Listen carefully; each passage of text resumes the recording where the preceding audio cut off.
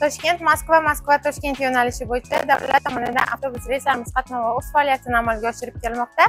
Haftada 2 marotaba bo'ladi.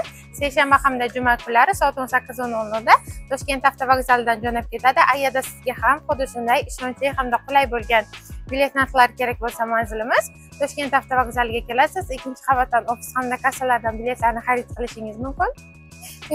yoki qarshingizda turgan ishonch telefon raqamlariga bog'lanib joyingizni bron qilib qo'ying.